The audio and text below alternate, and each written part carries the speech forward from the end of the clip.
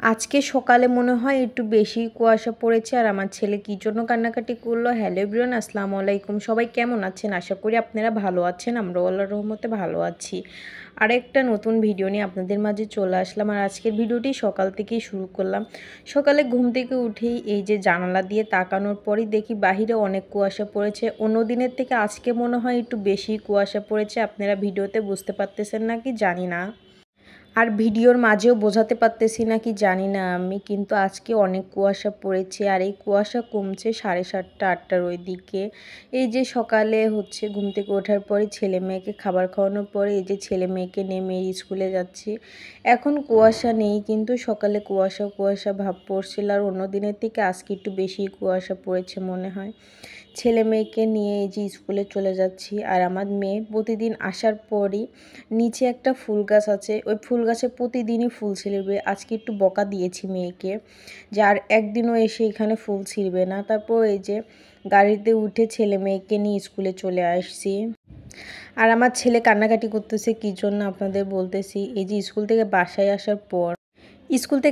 আসার পরে 4তলাতে উঠে এখন কান্নাকাটি করতেছে, তাকে নাকি খেলনা কিনে দিতে হবে। ও যদি নিচে বলতো যে আম্মু আমাকে খেলনা কিনে দাও, আমি ওকে কিনে দিতাম। ও কিনে না নিয়ে সে এখন না চেয়ে এই যে উপরে এসে ও নাকি গাড়ি কিনবে, বল কিনবে, এরকম বায়না করতেছে। উঠে আসার পর আমার মনে হচ্ছে না যে আমি আবার নিচে নেমে তাকে খেলনা কিনে দিই। একদম 5তলাতে আমাদের রুমটা, আমরা যেখানে থাকি 5তলা ফ্ল্যাটে, ওইখান থেকে নামা ওঠা আমার খুবই ক্লান্ত মনে হয়। এই যে কান্নাকাটি করতেছে, অনেকক্ষণ কান্না করছে বাসায় আসার পরে। বলছি বাবা কালকে তো শুক্রবার, আজকে বৃহস্পতিবার, এরকম করতেছে। বলতেছি কালকে তো শুক্রবার, শনিবারে স্কুল আছে, মেয়ে শনিবারে আবার পরীক্ষা আছে। শুক্রবার শনিবার ছুটি থাকে, কিন্তু শনিবারে মেয়ের ক্লাস পরীক্ষা আছে। বলতেছি শনিবারে গিয়ে তোমাকে গাড়ি কিনে দিব, তুমি যেটা এটা নাও ওটা কিনে দিব। কিন্তু তারপরে ও কান্না করতেই ছিল, বায়না একটুও থামাচ্ছিল না। পরে অনেক সোজানোর পরে তারপরে ওকে থামাতে পেরেছি। আর কালকের যে ডিমের তরকারি ছিল আলু দিয়ে, ওটাই গরম করে নিলাম। ওইটা গরম করে নেওয়ার পরে আজকে আমি কাঁচা কাঁঠালের তরকারি রান্না করব আর পেঁপে ভাজি করব। সেই জন্য কাঁচা কাঁঠালের যে তরকারিটা রান্না করব মশলাটা কিন্তু কষিয়ে নিয়েছি।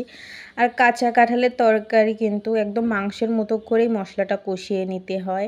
ওইভাবে কষিয়ে নিয়ে তারপরে কাঁচা কাঁঠালটা দিয়ে এখন কষিয়ে নিচ্ছি। আর আরেক পাশে কিন্তু আমি পেঁপে ভাজিটাও করে নিচ্ছি।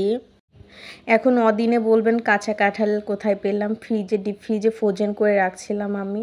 ওটাই আজকে ফ্রিজ থেকে বের করে এই যে রান্না করতেছি। কাঁচা কাঁঠালের তরকারিটা আমার খুবই ভালো লাগে। আপনাদের কার কার পছন্দ অবশ্যই কমেন্ট করে জানাবেন। আর ফ্রোজেন কাঁঠালের তরকারিও কিন্তু মজা লাগে, কিন্তু ফ্রেশ জিনিসের মজাই আলাদা। আর যেহেতু ফ্রিজে রাখে এটা রান্না করতেছি, এটা একটু কম মজাই লাগবে, তারপরেও মজা লাগছিল, রান্না করছিলাম। কাঁচা কাঁচা কাঁঠালের তরকারি রান্নাটাও কমপ্লিট হয়ে গিয়েছে, আরেক পাশে পেঁপে ভাজিটাও হয়ে গিয়েছে। এখন নামিয়ে নিব। পুরো রেসিপি আপনাদের দেখালাম না, এর আগেও কাঁচা কাঁঠালের তরকারি রেসিপিটা আমার দেওয়া আছে, ওটা দেখে আপনারা রান্না করতে পারেন।